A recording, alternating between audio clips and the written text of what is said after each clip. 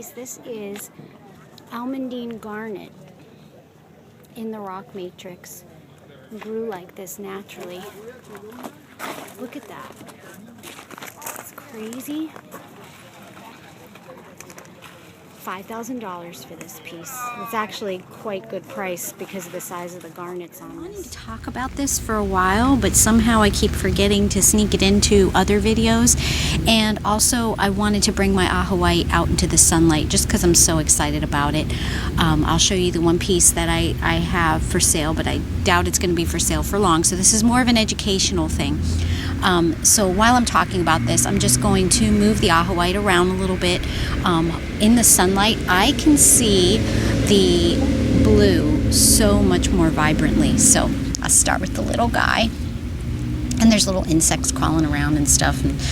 Alright, so this little guy, isn't he just gorgeous? You can see a little bit of the red, and he's got a lot of blue in him for the little, a lot of blue in him for the little size that he is.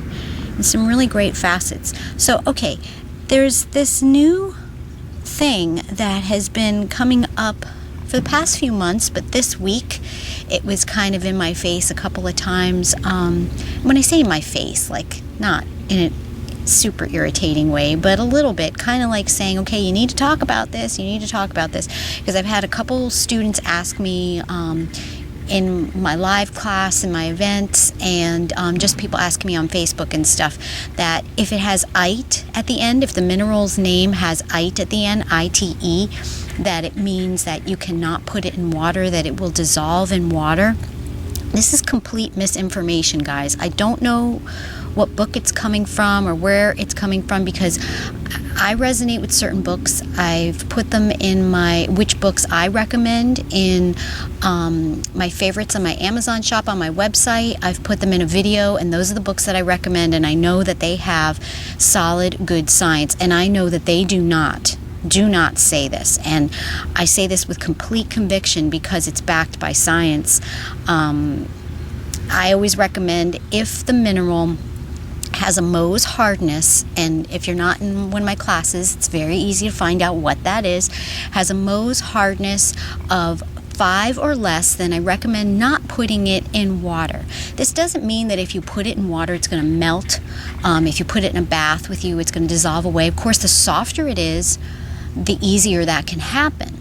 But I've done experiments with like selenite and stuff and put it in salt water, no less, not even regular water, for over 7 days. And yes, it dulled a little bit, but it didn't melt away completely. Now, of course, the smaller the size of the specimen you're using, then it can dissolve quicker. But anyway, the rule of thumb that I use is 5 or less, don't put it in water. Okay, so if it has ite at the end, that has nothing to do with its hardness and whether or not it can be submerged in water. Look at the blue right there, and there's a vein, a deep vein going all the way, and then showing up again here where all the lovely record keepers are. And I don't know if you can see that because the sun is kind of like right in my eyes, but I'm just going to turn it around and see what we see. So I can go on and on. Okay, first of all, the ite at the end of a mineral name is usually just means this is a mineral.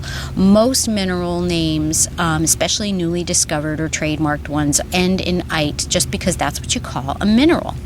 Okay, I can go on and on with examples that are totally safe and over a Mohs hardness of 5. Hiddenite, iolite, indicolite, rubellite, those are types of tourmalines. They're really tough.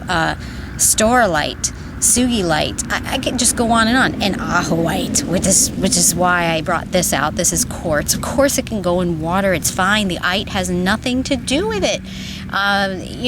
These new, a lot of names, I heard a new name and we were laughing about it in my class the other night, healerite, infinite.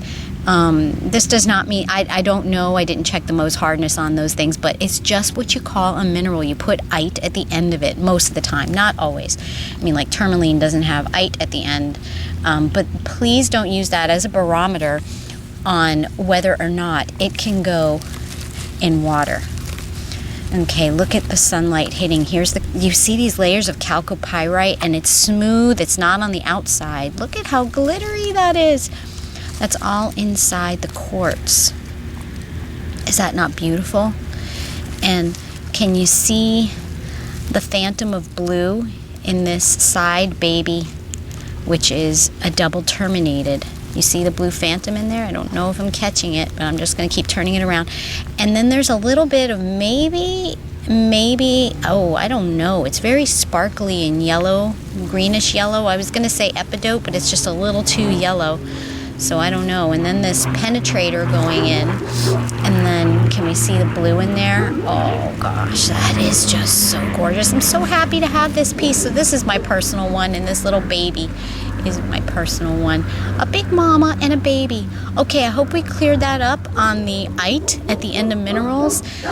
That is a complete misconception, and I don't I tend to get like little pet peeves when I hear misconceptions out there getting spread around. That was like my thing as a science teacher, to always try to correct the misconceptions. So that's all I'm doing. Hope I'm not stepping on any toes by doing that. And I know there's widely and very highly respected authors, crystal authors, and I respect them all. And I don't know if any of them are the one putting this information out there. I should certainly hope not. But if that's the case, then I'm just here to correct the misconception. That's all. Don't read any more into it than that. Okay? All right. Namaste.